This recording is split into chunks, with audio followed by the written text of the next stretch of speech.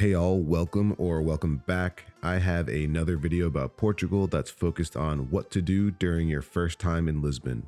With these 5 activities and day trips that I'll walk you through in this efficient video, I'll show you what and how to see the best that this incredible city has to offer. And before we kick it off, make sure to like and subscribe so you don't miss out on the best travel content. The first thing that I recommend you do in Lisbon is a walking tour of the old town Alfama. Walking tours, which are usually around 2 to 3 hours, are the best way to get introduced to a city because the typically local guide will tell you all about the city, the country, the history, the culture, the food, and what you're seeing in the immediate vicinity, and you always realize how much you would have missed after the tour. Alfama is the oldest neighborhood in Lisbon and has the most character. Crossing into this section, you enter a maze of narrow cobbled streets and traditional houses going up and down steep hills from the Rio Tejo up to the São Jorge Castle. After the walking tour, you can continue to walk at your leisure and continue to explore and absorb all of the nuance. There's a lot of great restaurants, bars, and cafes, and I highly recommend you check out a fado show, which is their traditional local music. I went to Tejo Bar, which was a mind-blowing experience.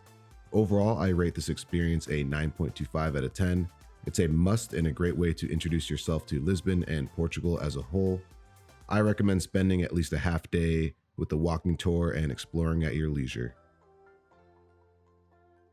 The next thing that I recommend you do is visit the historic neighborhood of Belém.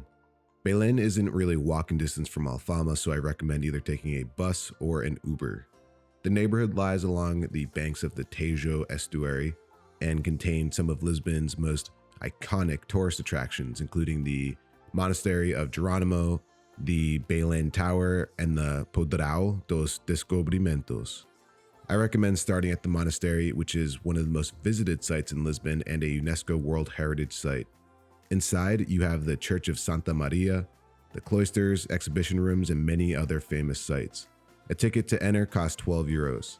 Just outside the monastery is the Jardim da Praça do Império, which is a beautiful little park to spend some time in. Across the street is the Portal dos Descobrimentos, which is a massive and beautiful monument that celebrates the 15th and 16th century Portuguese explorers and visionaries who established Portugal as the most powerful seafaring nation of the era. Walking along this monument, you'll see great views of the bridge of the 25th of April, aka the Portuguese Golden Gate Bridge. And finally, you arrive at the Belém Tower, which was erected as both a gateway to Lisbon and as a defense system against possible invasion. It was built between the years of 1515 and 1521 in the Manuelan style. It also is a UNESCO heritage site. I also recommend that you watch the sunset here. It's a special time and enjoy it with a nice beer or wine. Overall, I give Belém an 8.5 out of 10. It has a lot to see, do, and explore, and a lot of great history and culture to discover.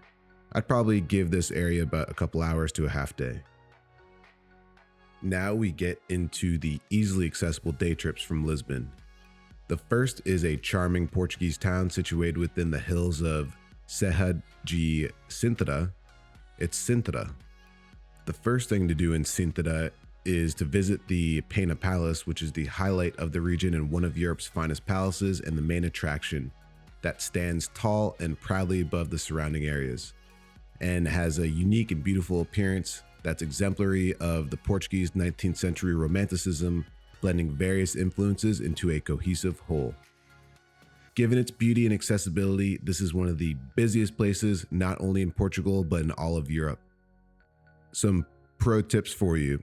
If you want to visit the inside of the Pena Palace, you have to buy time tickets ahead of time. I personally don't think going inside is worth it because you're basically herded through like farm animals at a slow pace, and once you're in, you can't escape. It is nice though. Instead, I recommend that you just see the exterior grounds, which is the best part. Also, Sintra is easily accessible by public transit, so if you're up for it, I'd recommend getting there by train on your own to beat out all the tours which come out around the same time.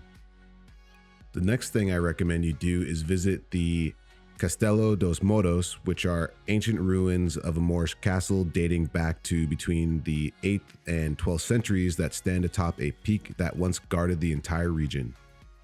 This is the next step down from the Pena Palace, and while a bit busy, is much more relaxed and you can enjoy scaling and exploring the ruins while enjoying the views of the surrounding areas and the Pena Palace.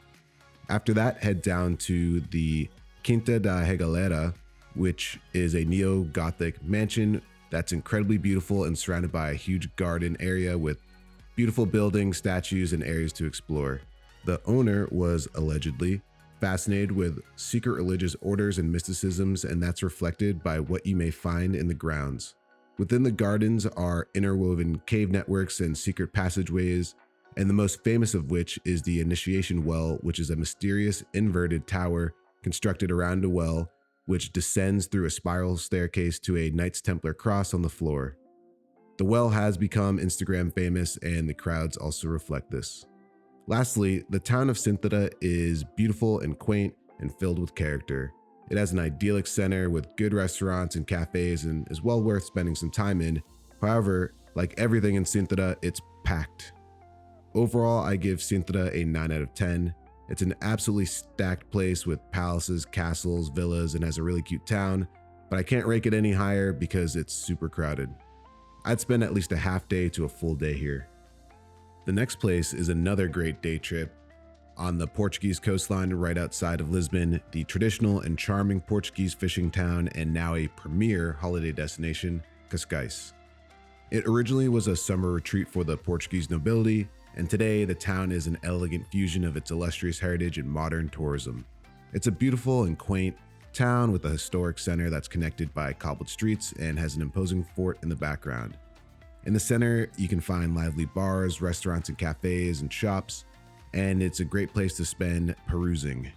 Beyond that, it has beaches right in the town, which you can surf, kayak, swim, or just sunbathe. The great part of this town is that it's not overly crowded like Sintra, although there may or may not be a lot of fog. Overall, I give Cascais an 8.5 out of 10 for being an idyllic Portuguese beach town with plenty to do and not being overly crowded.